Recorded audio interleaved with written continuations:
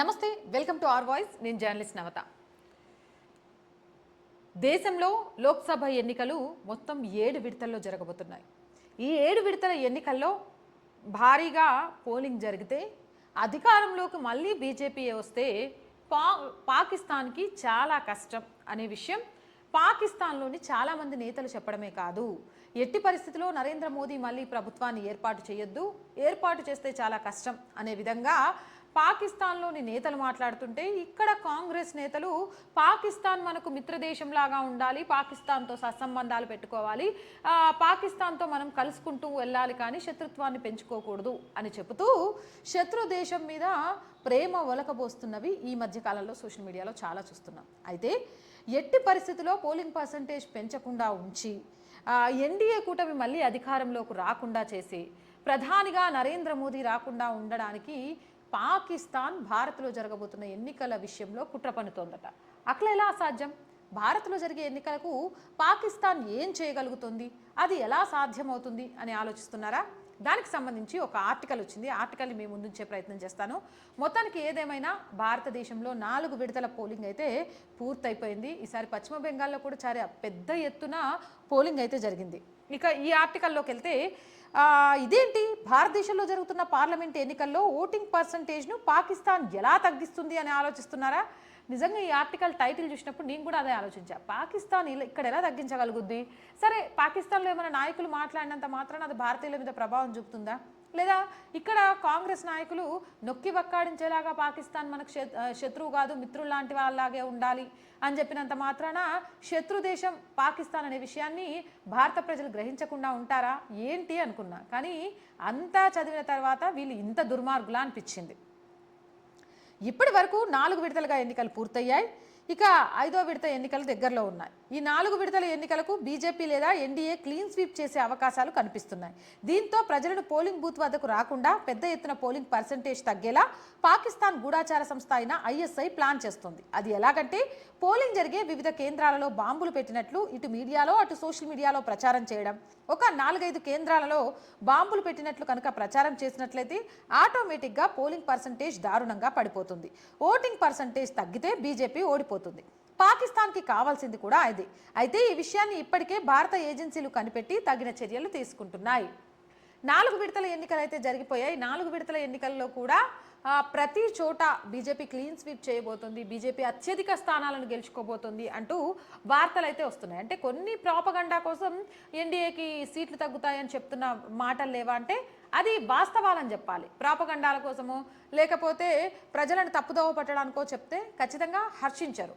వాస్తవాలు చూసుకోవాలంటే తెలంగాణలో బీజేపీ పెరిగింది, కర్ణాటకలో బీజేపీ పెరిగింది, ఆంధ్రాలో బీజేపీ పెరిగింది, పశ్చిమ బెంగాల్లో బీజేపీ పెరిగింది, ఒడిశాలో బీజేపీ పెరిగింది. ఇలా చెప్పుకుంటూ పోతే ఎన్నికలు జరిగిన ఈవెన్ మధ్య ఉత్తరప్రదేశ్లో అయితే క్లీన్ స్వీప్ చేయబోతుందని వచ్చింది. అంటే ఇలా జరిగిన 4 విడతల్లో ఒకసారి చూసుకున్నట్లయితే బీజేపీ అత్యధిక సీట్లను కైవసం చేసుకోబోతోంది అనే విషయం చాలా క్లియర్గా తెలిసింది. అందుకని పాకిస్తాన్లోని ఐఎస్ఐ సంస్థ ఒక కుట్ర పన్నుతోందట. పోలింగ్ సెంటర్లలో బాంబులు పెట్టాం అంటూ ఒక అబద్ధపు కాల్ని ఎన్నికలు జరిగే ఏరియాలో ప్రచారం చేయడంతో ఏమైపోయింది, ఆ బాంబు ఎక్కడుందో ఏమో, ఎందుకు వచ్చింది అని చెప్పి ఎన్నికల్లో ఓటు వేయకుండా ఉండడం.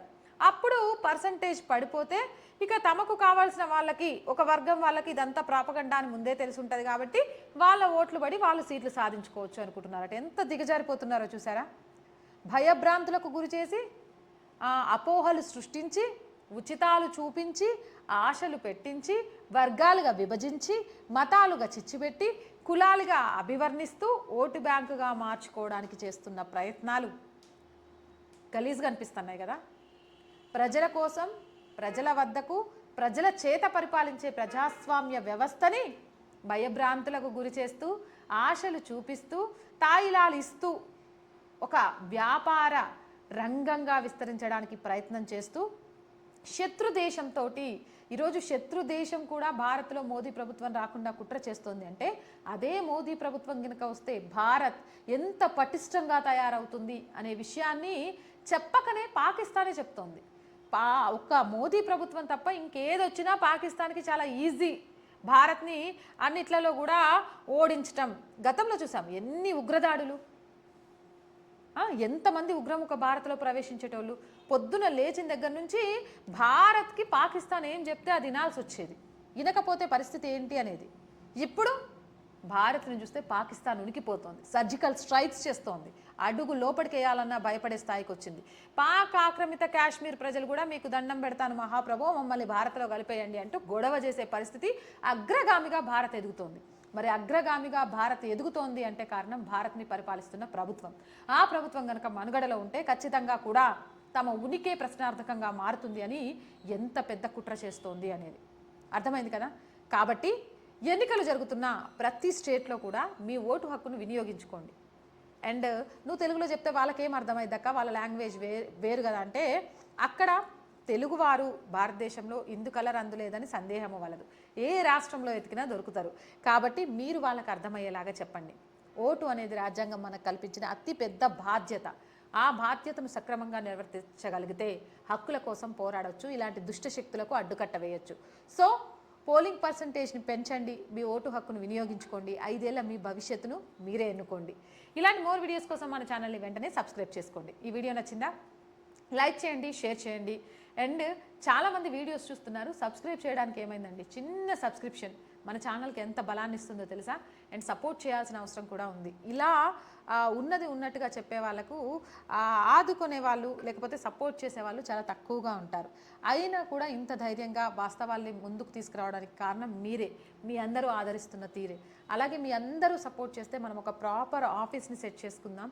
సో మీ సపోర్ట్ అనేది చాలా చాలా చాలా అవసరం. సపోర్ట్ చేయాలి అనుకునే వాళ్ళు సబ్స్క్రిప్షన్ పక్కనే జాయిన్ అనే ఆప్షన్ కనిపిస్తుంది. 1 to 5 లెవెల్స్ ఉంటాయి.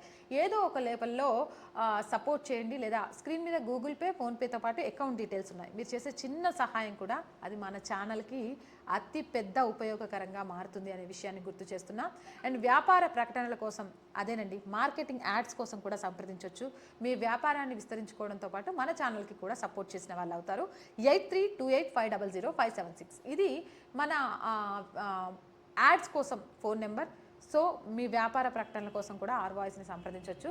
Please subscribe our channel, support our channel. జై భారత్.